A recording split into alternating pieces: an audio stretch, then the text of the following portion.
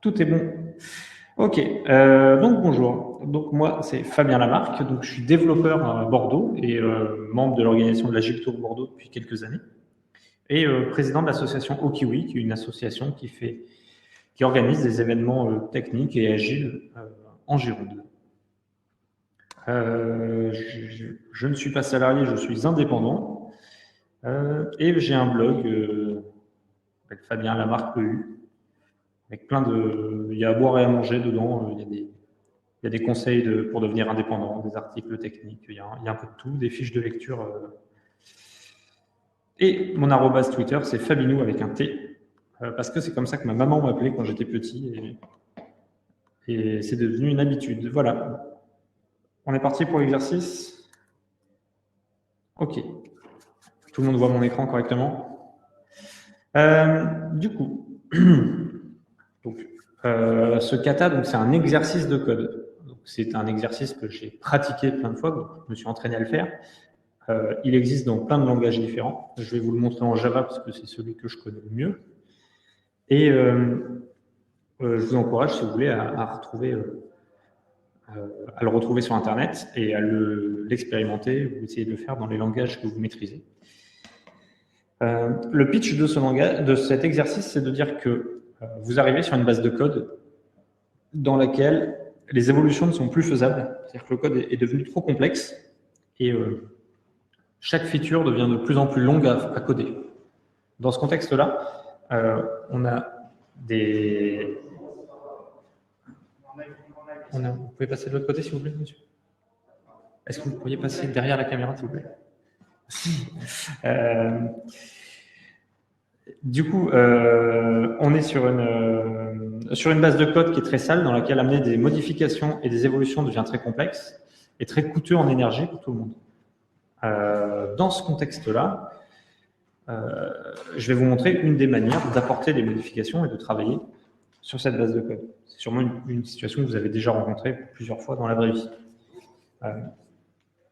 Donc, on est sur les bases d'un code Java assez classique. Donc là, il y a un Pojo item qui va représenter des objets métiers, des objets d'un inventaire d'une auberge dans le monde féerique de World of Warcraft.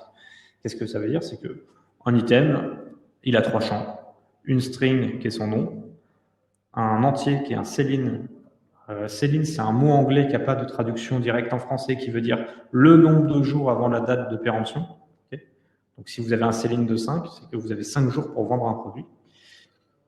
Et on a un entier qui désigne la qualité, qui va de 0 à 50.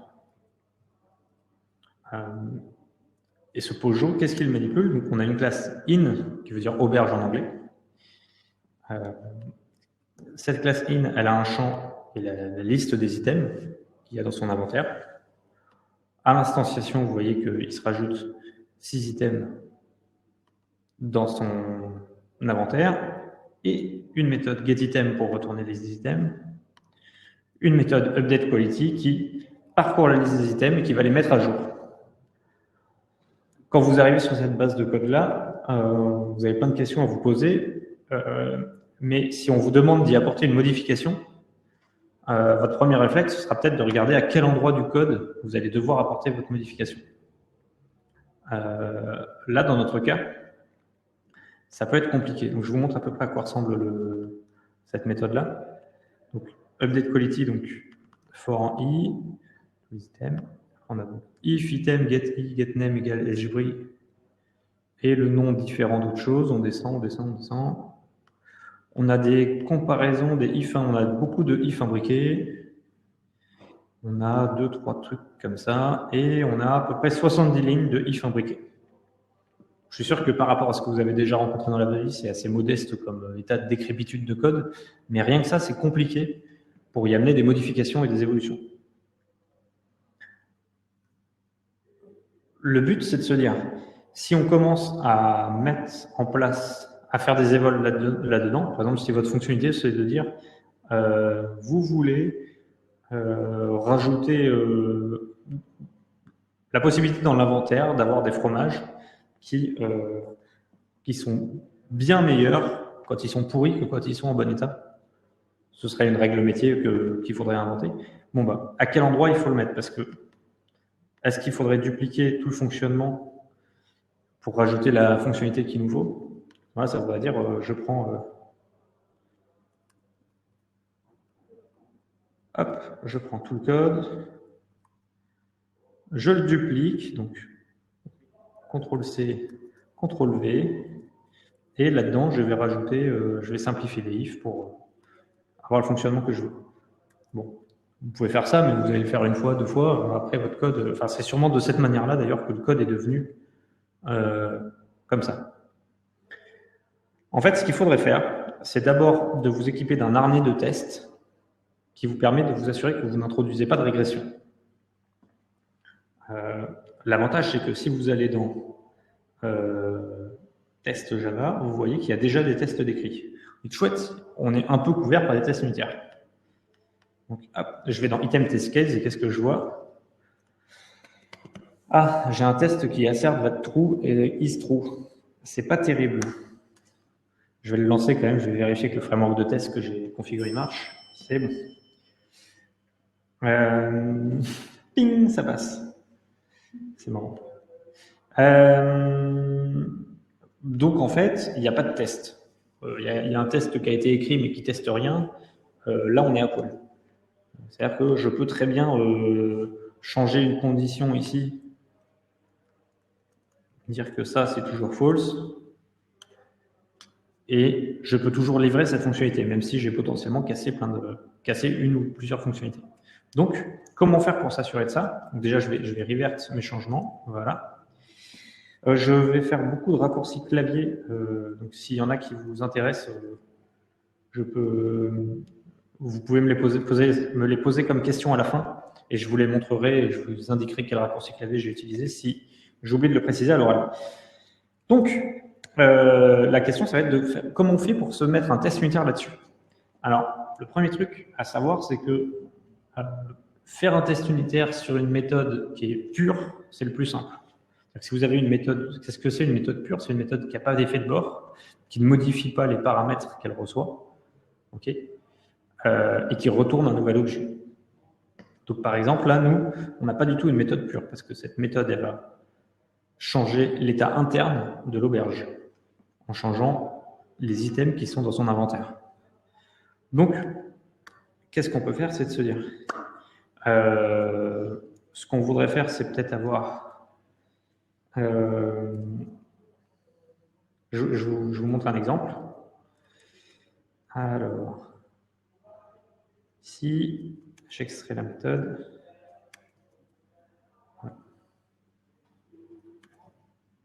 Je vais l'appeler update item. Tac. Donc on a une. Ah,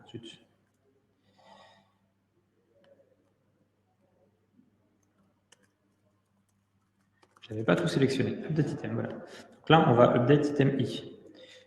Plutôt que lui filer i, on va essayer de lui filer item get i. Un peu plus facile. Donc sur les modales de IntelliJ, si vous appuyez sur la touche Alt, ça va souligner une lettre. Donc, par exemple, si j'appuie sur Alt, là, ça souligne le A. Donc si on fait Alt A, ça coche la case Replace en l'occurrence. Enfin, c'est pour éviter l'utilisation. Hop. Okay. Qu'est-ce que j'ai fait? J'ai fait en sorte que update item, il update un seul item. Okay. Qu'est-ce qu'on peut faire maintenant pour extraire des données de test, pour s'équiper d'un harnais de test? Une manière qui marche bien, c'est de dire, on peut faire... alors, attends, il faut que je me rappelle de la... Ah ouais, ça. Donc, SOUTV, c'est un template qui permet de printer une valeur. Et donc, item.getName, tac. Ça, je vais le faire. Alors, hop. Et je vais vous montrer un autre truc qui est la sélection multiple, si vous savez, si vous ne connaissez pas. Donc là, je sélectionne un texte et quand je fais CTRL-G, ça sélectionne les autres instances de ce texte-là. Donc là, j'ai 3 curseurs que je peux déplacer de gauche à droite, indifféremment. Et donc ça me permet de prendre tous les getters, je les copie, je vais ici, alors, comme ça.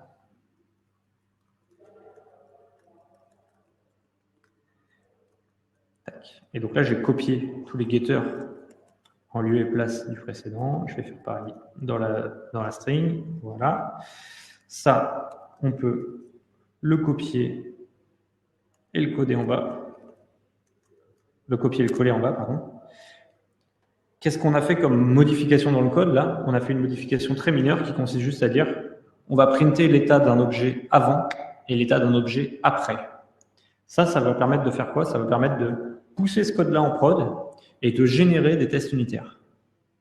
Parce que ce qu'on va faire, c'est que là, on dira on est capable d'afficher l'état des deux objets et ça, de nous générer notre arnais de test de cette manière-là. Ça va nous permettre de rester iso-fonctionnel, c'est-à-dire de nous générer beaucoup de tests unitaires très rapidement. Ça ne coûtera pas cher de générer ces tests. Ces tests auront un sens métier parce qu'ils seront ancrés dans le réel, vu que ce seront des données de production qui auront créé ces tests. Et ça va nous permettre de faire évoluer le code. Je vous montre à peu près à quoi ça ressemble une fois que c'est sorti en CSV et que c'est... Donc, imaginons que j'ai poussé ça dimanche. Non, on va dire vendredi. Ça a tourné tout le week-end et on a géré comme ça. J'ai pris 300 lignes uniques, donc 300 cas d'utilisation différents. Donc là, ça demande de ne pas exécuter plusieurs fois le même... de ne pas avoir de test en doublon. Mais du coup, on est capable d'avoir un test avec écrit... L'objet au début, il s'appelait comme ça. Sa qualité était 10. Son céline était 20. Et à la fin, le nom de l'objet était ça. La qualité était 9. Et le céline était 19. Et donc là, on est capable de créer un test unitaire qui va dire, dans ce cas-là, voilà comment l'item va évoluer et mettre à jour sa qualité. Une fois qu'on a fait ça, on est capable de dire... Donc là, j'avais déjà préparé un fichier, mais donc avec JUnit param_runner, qui est un runner de test paramétré, vous êtes capable de dire ce test que je vais lancer, je vais le lancer avec toutes les configurations possibles de ce CSV. Okay, donc là, je l'ai appelé parameterized test CSV. Il a 6 champs dans mon CSV, donc ce sera les 6 paramètres de la méthode. Et je peux les... par exemple, là, je vais les printer. SOUTP, c'est un truc juste qui print les paramètres. Et on va en faire un autre. Je vais printer le nom de la méthode. Donc, je vais juste vous montrer à quoi ça ressemble. Qu'est-ce que ça fait, ça? Ça exécute 300 tests. Donc, parameterized test case, test update item. Et ça print le contenu des paramètres qu'on lui a donnés. Là, pour l'instant, on ne teste rien d'utile, on est d'accord. Ce qu'on va faire maintenant, c'est dire, OK, maintenant qu'on est capable de sortir l'objet dans son état initial et dans son objet final, je vais recréer un cas de test à partir de ces données-là. Donc, on va faire une auberge. On va dire in, comme elle est instanciée avec déjà un inventaire de départ, on va le vider. On va se rajouter un item, donc avec le nom initial. Je vais faire ça encore plus. Voilà.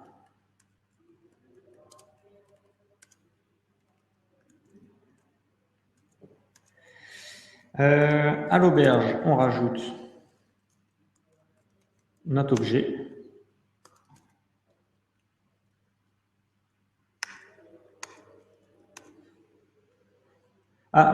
Tiens, truc drôle que vous connaissez peut-être pas. Sur un TG, si vous faites commande shift entrée, ça complète la ligne. Donc en rajoutant les parenthèses qui vous manquent et les points-virgules qui vous manquent si vous utilisez un langage avec des points-virgules. Après, on se fait un update quality. Voilà. Et on va récupérer le nouvel item. Donc, on va faire un item égale in.getItems. On va pas faire un système pour ça, on va faire un get de 0. Tac. OK. Et ce qu'on va faire, c'est qu'on va vérifier que ce nouvel item a bien les paramètres de updated name, updated selling, updated quality, qui sont générés, je le redis, par le jeu de test qu'on a créé depuis le fonctionnement prod. Donc là, on est vraiment dans le cas où on considère que la vérité est dans le code. On ne veut pas se baser sur de la documentation, on ne va pas se baser sur les dires du product owner, on va se baser sur le code, ce qu'il fait actuellement, pour essayer de ne pas amener de régression. Alors, insert de l'admin item is equal to. Tac.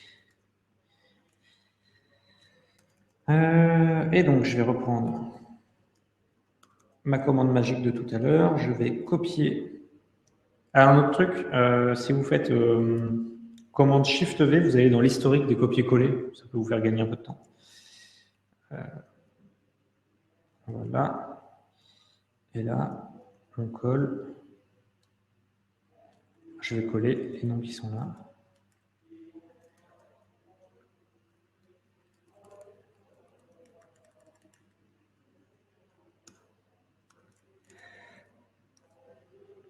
Et normalement, on devrait avoir 300 tests unitaires qui testent des trucs. Comment on fait pour tester des trucs? Après, il y a la question de, là, les tests, ils sont tous au vert. Est-ce qu'on est sûr que ça veut dire quelque chose qui soit tous au vert? Alors, je vais faire un truc, le fameux given when then, voilà. Et je vais rollback tous mes changements pour être sûr de repasser sur le code que j'avais avant même d'y introduire une régression. Je lance les tests. Okay. Donc là, mon outil me dit que tous mes tests sont passés. Si je change, par exemple, je ne sais pas, est-ce que je peux dire que cette condition-là est toujours true? Et je relance les tests, qu'est-ce qui se passe? Là, par exemple, on a des tests qui plantent. L'évolution de code que j'ai fait a l'air de vraiment tester quelque chose, dans le sens où n'importe quelle évolution de code ne fait pas casser mes tests.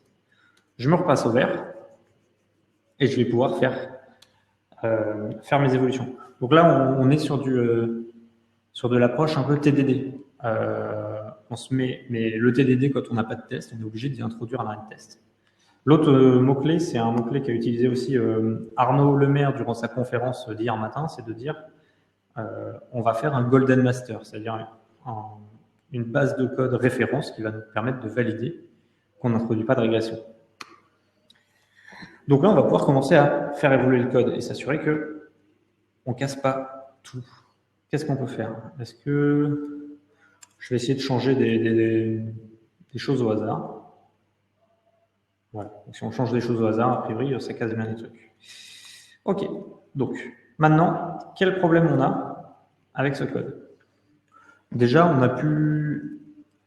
on pourrait commencer à se dire, on a beaucoup de if imbriqués les uns dans les autres. On a des strings littérales. On a beaucoup de duplication de code. Voilà, par exemple, le item.i getQuality inférieur à 50, on le retrouve 3 fois dans cet écran-là, donc en une vingtaine de lignes. Le getQuality plus 1, on le retrouve là, là, là. Bon. Donc on a la duplication de code, on a une trop grande combinaison de boucles les unes dans les autres. On a des strings littérales. Et on a même notre IDE qui nous dit que là, ce genre de choses, item getQuality moins item getQuality, c'est sûrement égal à 0. Okay. Donc, on va pouvoir commencer à refactorer tout ça. Par exemple, ici, là, où je pourrais dire, bon, tout ça, là, ça vaut 0. Je relance les tests. On n'a rien cassé. Bon, on a du bol parce que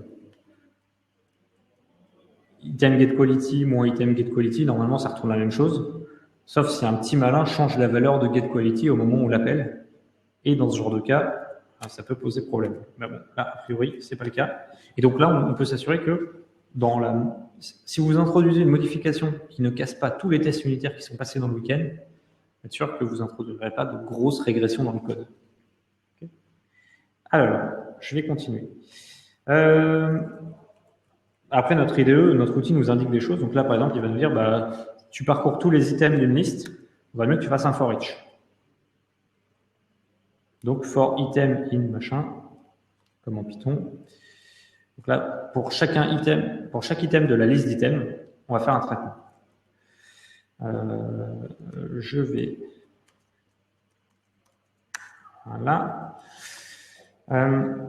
Qu'est-ce qu'on peut faire d'autre? Là, on peut se dire, bah, tiens, notre méthode qui update des items, bah, elle manipule que des items, mais elle manipule rien qui a rapport avec l'auberge. Elle n'a pas de dépendance à l'auberge. Donc peut-être que cette méthode, on devrait la déplacer sur l'objet item, dans un premier temps. Certes. Donc, c'est parti. Donc là, je vais faire F6. Je reviens où j'étais. Donc F6, c'est pour déplacer des éléments sur IntelliJ. Et donc là, il dit, bah, cette méthode-là, il irait bien sur item, donc on peut la bouger là-bas. OK, chef. Donc déjà, ça veut dire que tous les getName, on peut les inliner.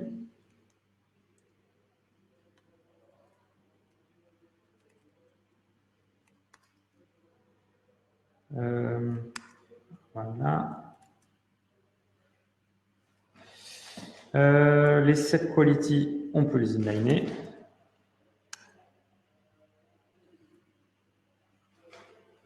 Et qu'est-ce qu'on avait? On avait le getCeiling, pareil, tout ça.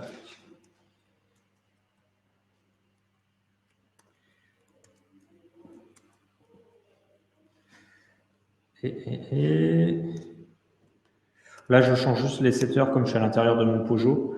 J'ai peut-être pas besoin d'appeler des getters et des setters. Et alors là, le problème, c'est que, voilà, ici, il faut utiliser plutôt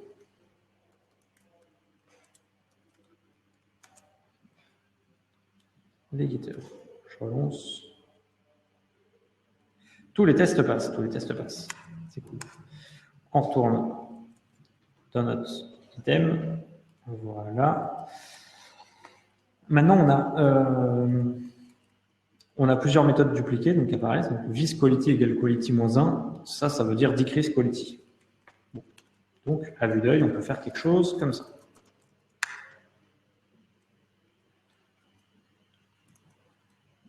Hop.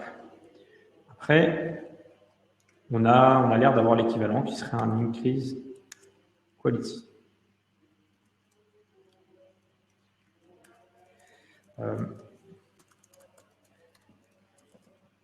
Tac. OK. Et sûrement l'équivalent du decrease ceiling quelque part. Voilà. L'idée là, c'est vraiment de se dire, ça fait partie du code qu'on retrouve dupliqué au sein de la même méthode. Peut-être mieux le nommer et l'extraire ou pas.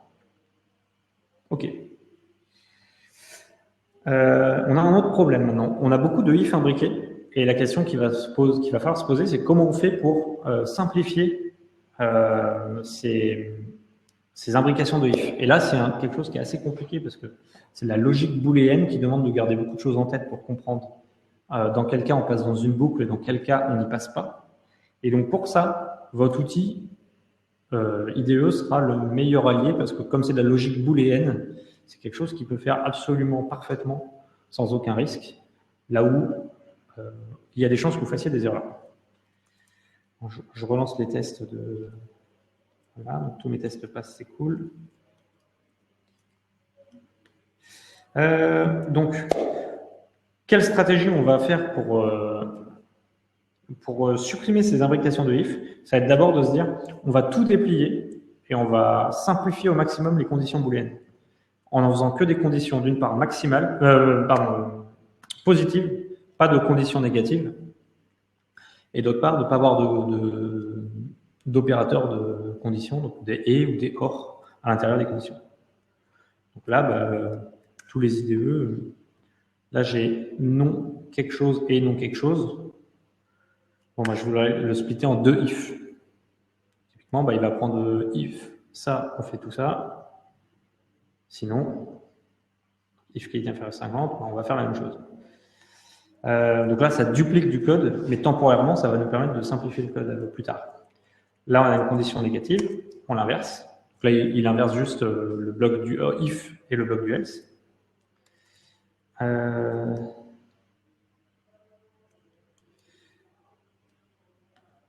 Condition positive, ça va. Là, on a une condition négative, on inverte. Voilà. Une condition négative, une autre condition négative.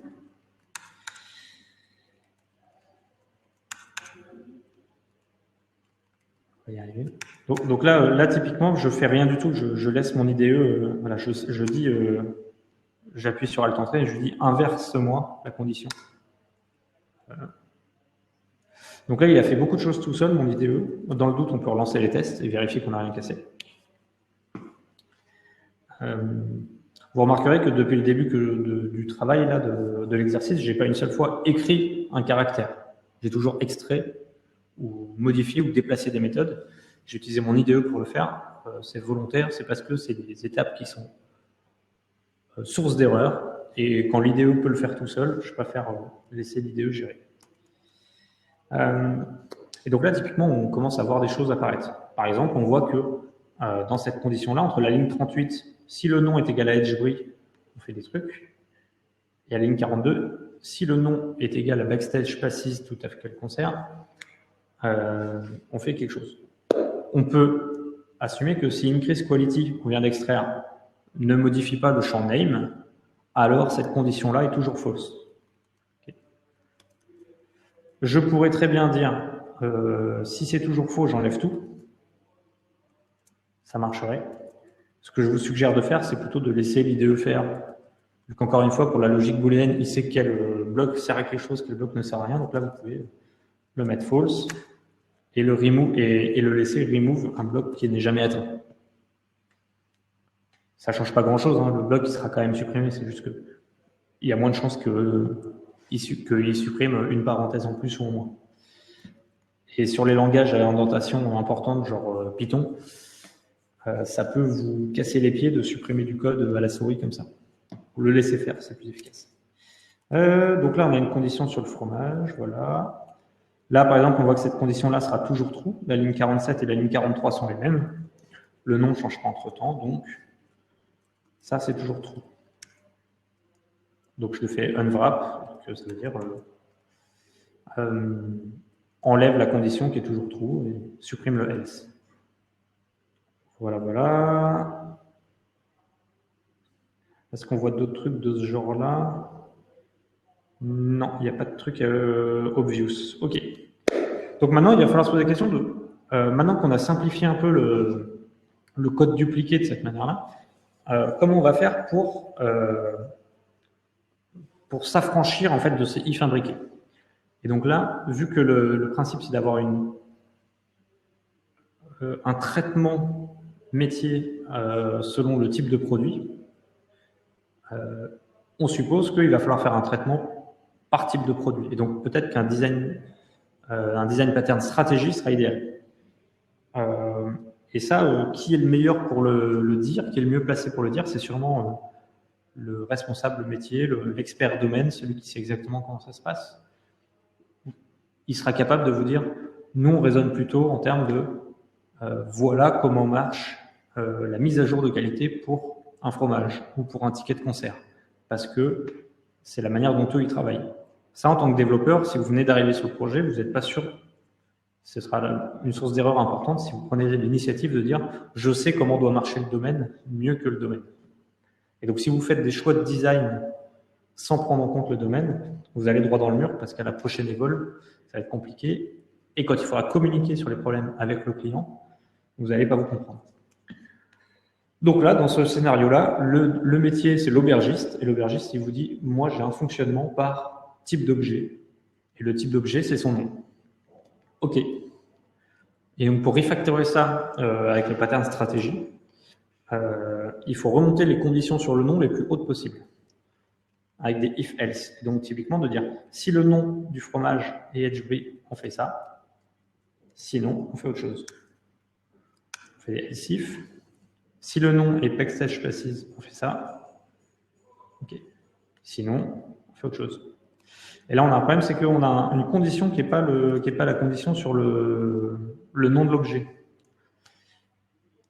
Le but, c'est de remonter les conditions sur le nom de l'objet le plus haut possible dans notre hiérarchie de boucle if. Et là, on n'y est pas. Donc, pour redescendre cette condition-là, on va la sélectionner et on va la mettre ici. Alors, qu'est-ce que j'ai fait? J'ai pris cette condition qui était ici. Je vérifie qu'on ne la modifie pas après, cette condition de qualité. Et je la mets à l'intérieur des deux boucles if-else de la condition d'en dessous. Ça correspond à quoi? C'est que si les conditions booléennes n'ont pas de précédence l'une sur l'autre, ça, on pourrait le remplacer par 3. Si on fait ça, on peut supprimer ce bloc-là qui est vide.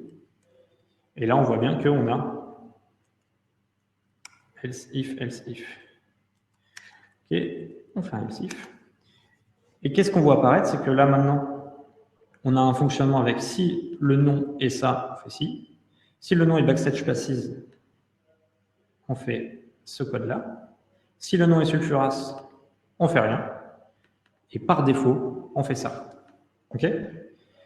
Qu'est-ce que ça veut dire? C'est que on est devant un switch case. Donc là, l'IDE, bon, après, c'est un exemple de il faut bien connaître l'IDE. C'est que si les else if, ils sont avec un... Alors, c'est comment? Ouais. Bref. S'il y a une accolade comme ça, il n'est pas capable de reconnaître le switch case. Mais s'il a un fonctionnement en if, else if sur la même condition, il peut automatiquement le refactorer en switch case. Et donc là, en exemple, dans le cas d'Edgebury, on fait ça. Dans le cas de backstage passes, on fait ça. Et vous voyez comment, en quelques minutes, on a réussi à faire émerger un début de domaine où on est capable d'aller voir quelqu'un du métier et lui expliquer, OK, le fonctionnement par défaut dans le code à l'heure actuelle, c'est ça. Le principe, c'est que le domaine, même si c'est un expert domaine, il n'a qu'une connaissance limitée de comment fonctionne le logiciel à un moment donné. Je relance un peu les tests. Voilà. Donc là, pareil, on a un fonctionnement en if-else sur les noms de domaine. On a quelque chose de beaucoup plus simple où on a juste une condition. Dans le cas de sulfuras, on fait rien. Sinon, on décrease le céline. Ce que je vais faire, c'est que je vais copier ce code-là et je vais le rajouter dans tous les cases.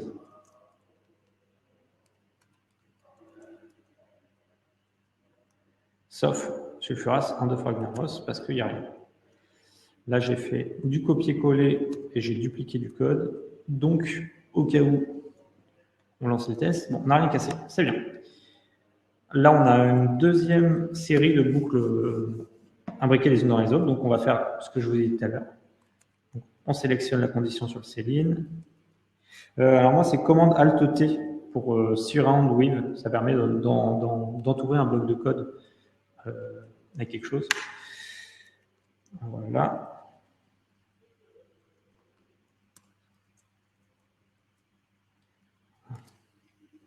Qu'est-ce que j'ai fait? Donc j'ai pris la condition céline sur le céline qui est en ligne 77 et je l'ai dupliqué en 79 et en 85 dans les deux boucles dans les deux blocs du if-else. Les tests passent toujours. Je peux passer ça en trou, supprimer, relancer les tests. Et là, du coup, on a réussi à remonter la condition sur l'Edgebury là-haut. On va faire pareil ici.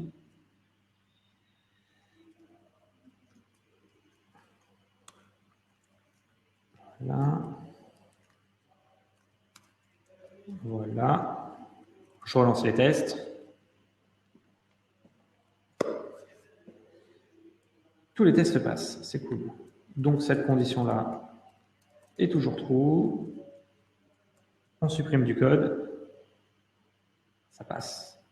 Donc là, pareil, il y aura une condition à faire là-dessus à remonter. Donc ça va être exactement le même principe, je vais juste les merger, je les sélectionne et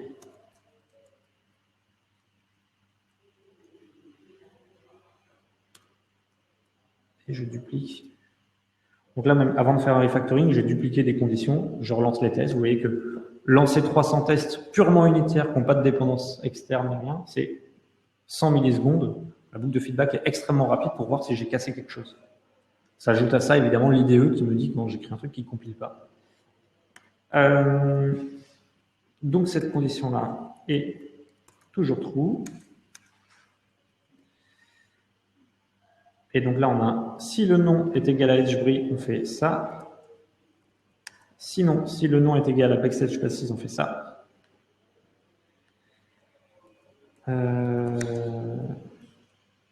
If. Et voilà. Et là, du coup, par exemple, j'ai un problème. Il va falloir typiquement que je rajoute. Si je veux passer sur une condition, sur un modèle en else, if, il va falloir que je refactor du code en rajoutant une condition qui n'est pas naturellement à cet endroit-là. Ce serait de dire, faire un truc comme ça. Et là, typiquement, je fais ça pour pouvoir faire apparaître une structure de else if dans mon code, mais ce n'est pas guidé par du refactoring. Et là, typiquement, on lance les tests parce que une fois sur deux, je me trompe. Non, c'est bon, j'ai fait le bon choix. Ok, donc, je fais apparaître le else if. Ici, il ne se passe rien, donc on remove ce qui ne sert à rien. Et voilà. Et donc là, on a bien notre comportement avec des switch cases, et donc on va pouvoir les merger. De dire, okay. Dans le cas de HBRI, on fait ça. Donc j'enlève tout le code. Je vais mettre ici. Dans le cas du ticket de concert, j'enlève tout le code. Je le mets à la fin du ticket de concert. Tac. Voilà. Et dans le cas par défaut, dans le cas Sulfuras, il ne se passe rien, donc j'ai rien à coller. Et dans le cas par défaut, on a ça. Donc ce switch-là, on peut le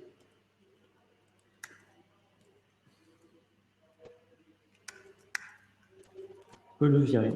Est-ce qu'il propose de virer automatiquement? Non. Hop. Donc là, j'ai fait pas mal de refactoring, mais on a réussi à faire toute la méthode de get method, donc tout le code métier qui existait, on a réussi à le réordonner de telle manière à avoir un tri par type d'objet. C'est ça qu'on appelle faire du refactoring, c'est qu'on n'a pas introduit de fonctionnalité encore, mais on a mis le code en place de telle manière à ce que si maintenant vous voulez rajouter un code d'un objet qui serait par exemple, on va dire, je sais pas, on a le cas du fromage, du brie, mais si jamais vous deviez écrire un fromage qui s'appelle du bleu d'Auvergne, vous seriez capable de le mettre comme ça et d'écrire vos conditions juste en dessous et d'avoir du code relativement propre et maintenable.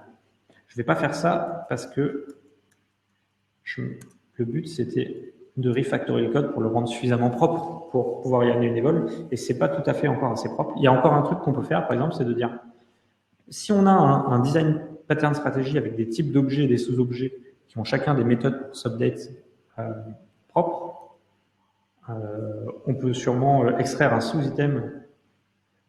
Il me reste 20 minutes ou j'ai déjà fait 20 minutes? Il me reste 20 minutes. Ah bah très bien.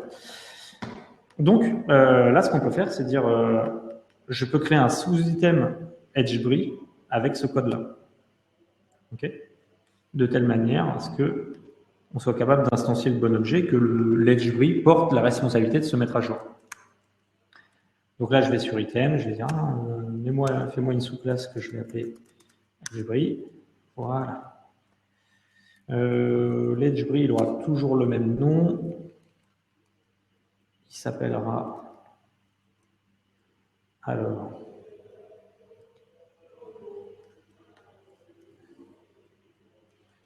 hop, il s'appellera comme ça. Avec une ceiling quality.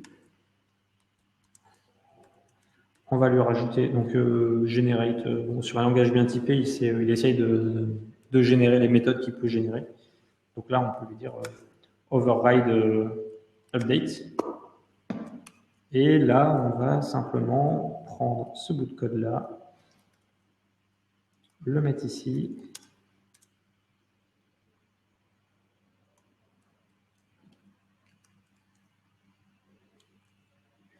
Et le problème, c'est que, ah oui, il faut passer il ne trouve pas les champs, donc les champs sont privés. Comme c'est une sous-classe et qu'on veut qu'ils soient accessibles, il faut les rendre. Ah, mais normalement, c'est le moment où je demande à ceux qui font du Java quel access modifier il faut. Mais comme vous n'êtes pas en face de moi, c'est pas facile. Est-ce qu'il y a quelqu'un dans le chat qui dit quel access modifier il faut pour que ce soit accessible aux enfants? Non. Private, public, protected, default peut-être?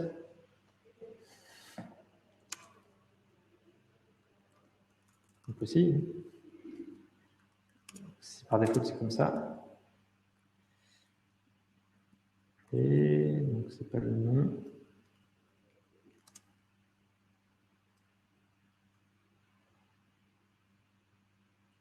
Ah, c'est la qualité. Tac. Ok, donc il faut les mettre en default pour qu'il soit l'access modifier pour qu'un champ soit accessible aux enfants. C'est default.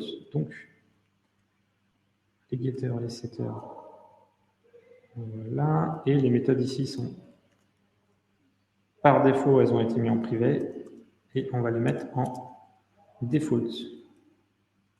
On a tout. Donc là, on a réussi à créer une classe qui comporte que ces fonctions d'update spécifiques à son type d'item.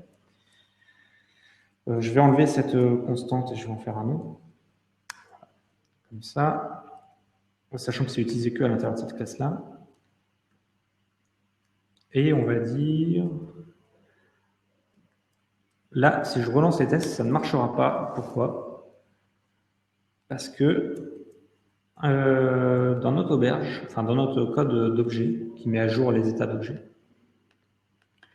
il ne passe pas dans la case avec un nom algébrique. Enfin, il va passer dans la case default, parce qu'il n'a plus le code de l'algébrique.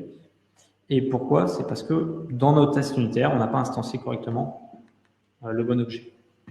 Et donc là, c'est ici qu'il faut mettre quelque chose du genre if initial name equals algébrique.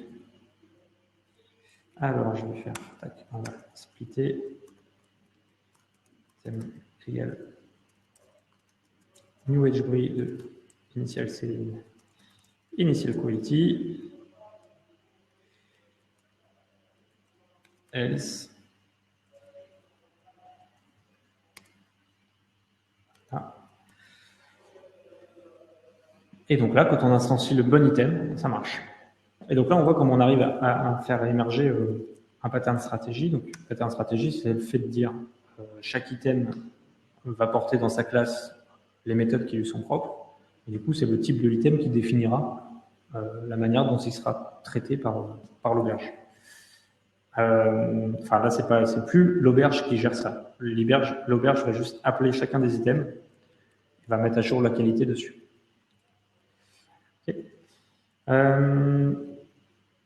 Du coup, ça veut dire que là, si on veut se mettre à jour, c'est pas ça qu'il faut faire, c'est un new algébrique.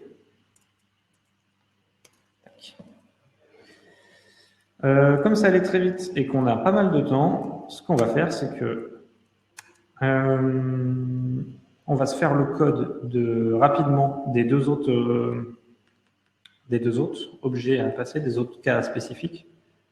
Vous voyez qu'on a dans l'auberge, on avait 6 objets de base et il y en a 3 qui avaient des règles spécifiques. Donc on va faire nos sous-objets avec ces règles-là. Donc typiquement de dire, ce qu'il nous faut, c'est une sous-classe de Ragnaros.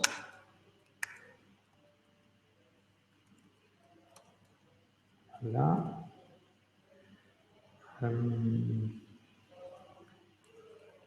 Non, c'est sulfuras même.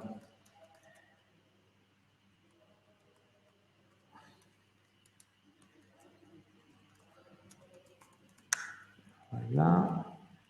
Auquel on lui file le nom sulfuras amphotericus. Je fais une constante tout de suite. Je lui fais la méthode update. Et je vais lui mettre dedans le code qui était dans notre switch.js, donc rien du tout. Donc là, bon, si vous aviez un expert modèle, il vous aurait peut-être dit que dans le cas d'un item sulfuras, l'objet ne change pas de propriété le soir et on ne peut pas mettre à jour sa qualité. Certes. Okay. Donc ça veut dire que ça, on peut l'enlever.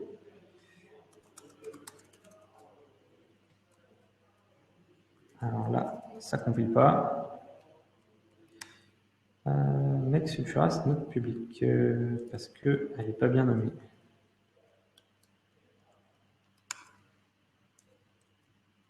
Ok. Et donc, dans notre test paramétré qu'on a fait, on va se rajouter un else. If initial name equals sulfuras.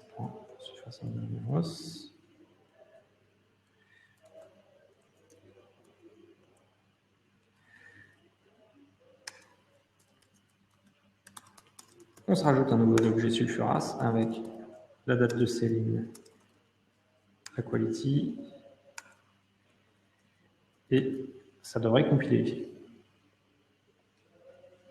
Il y a tout qui passe, donc c'est cool. Alors, je ne sais pas quelle politique vous avez chez vous avec les commentaires. Ce que dit Oncle Bob dans le clean code, c'est de dire qu'il ne faut pas que le code explique ce qui est fait. Il faut expliquer pourquoi c'est fait. C'est-à-dire que là, vous voyez bien que la méthode update, elle ne fait rien parce qu'il n'y a pas de code à l'intérieur. Du coup, faire un commentaire qui s'appelle ne fait rien, c'est tautologique. Donc, on va plutôt dire ne fait rien, parce qu'un item sulfuras ne se dégrade jamais. Un exemple de commentaire qui explique pourquoi il y a quelque chose dans le code qui est incohérent. C'est plus intéressant de faire ça que juste de décrire ce qui est fait. On a tous vu des documentations un peu toutes pétées à base de voilà. Le code va juste répéter ce qui est écrit dans le nom de la méthode. Bon. Je relance les tests, je vérifie que ce que j'ai fait c'est bon. Je vais finir ce refactoring. Non, je ne vais pas le finir. C'est pas très intéressant, je l'ai fait 2 fois, ça n'est pas beaucoup plus. L'idée, ce serait bien sûr de créer le sous-objet qui va bien pour Backstage Passes et d'avoir dans item que le fonctionnement par défaut, qui serait le fonctionnement par défaut des items, de dire ça. L'avantage, c'est que maintenant, si vous avez une question du métier ou si vous avez besoin de comprendre quelque chose, ce sera normalement beaucoup plus facile d'appréhender le code. Qu'est-ce qu'on peut faire maintenant? On peut dire, peut-être qu'on veut commencer à faire des tests unitaires, parce que là, nos tests paramétrés, ils sont bien tant qu'on reste isofonctionnel. Le but, ça va être de remplacer ces tests paramétrés par des tests unitaires qui ne vont pas casser dès qu'on change quelque chose. Parce que là, si votre client vous demande une évolution, vous n'allez pas pouvoir, votre ARM test va servir à rien. Donc, l'idée, c'est de dire, peut-être que maintenant, il va nous falloir un test unitaire sur chacun des objets. Donc là, vous allez faire du test after, mais en même temps, c'est du code pas testé. Donc là, vous pouvez écrire vos cas de test. Alors ça, c'est pas très intéressant parce qu'il se passe rien. Mais si je vais dans le fromage sur le HBRI que j'essaye d'écrire un test, je peux dire rapidement. J'ai pas de. Okay. Donc de dire, on va se créer un HBRI.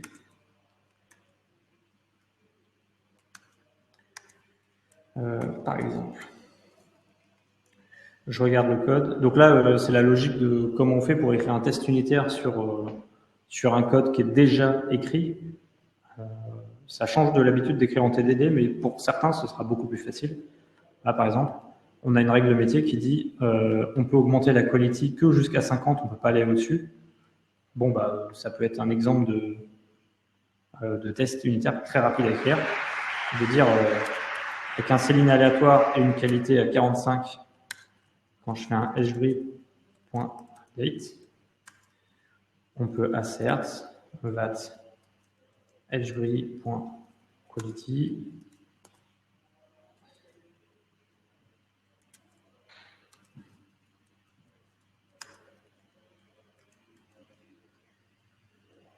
alors le assert that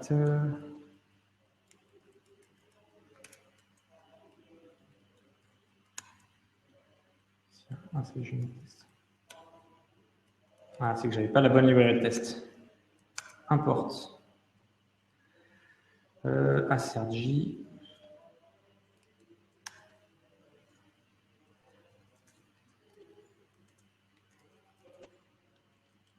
Ah non, mais c'est pas Amcrest. Alors attends, il faut que je retrouve. C'est lequel que j'avais utilisé ici? Ah, c'est assertj core. Voilà.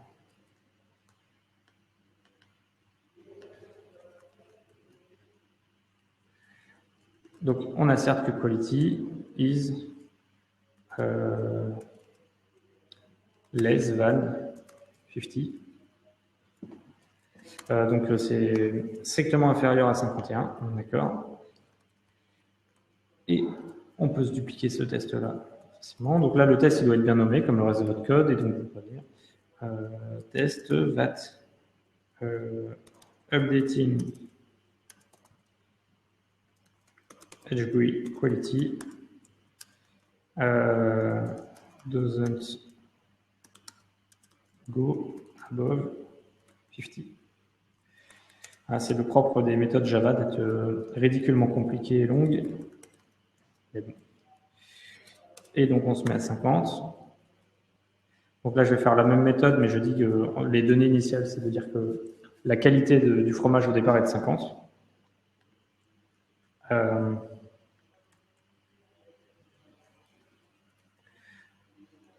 Et donc, dans les deux cas, hop, on peut lancer les tests.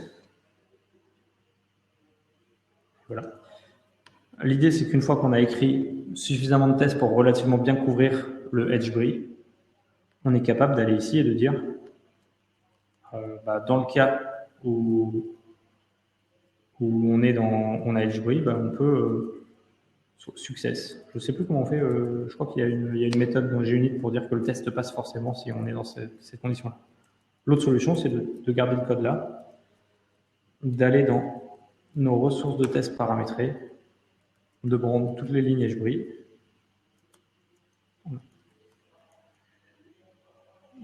Donc là, moi, mon raccourci, c'est CTRL-G. Ça sélectionne la prochaine occurrence. Voilà.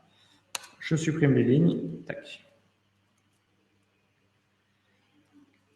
Et donc, une fois qu'on a fait ça, je peux relancer toute ma suite de tests paramétrés. Vous voyez que j'ai supprimé 50 tests unitaires sans transpirer, comme ça. Et on a modifié, donc on est passé d'un code qui était complètement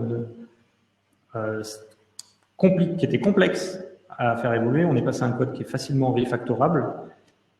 Et on a supprimé la batterie de tests qu'on avait créée pour pouvoir se créer des tests réellement unitaires qui vont nous permettre de faire évoluer indépendamment hbri d'un autre item, par exemple.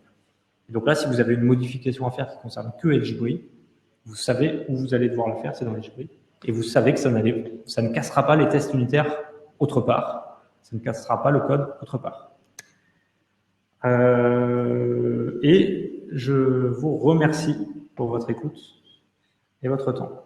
Si vous avez des questions. Alors, ceux qui se demandent, mon t-shirt, c'est du brainfuck. C'est un langage très, très intelligent.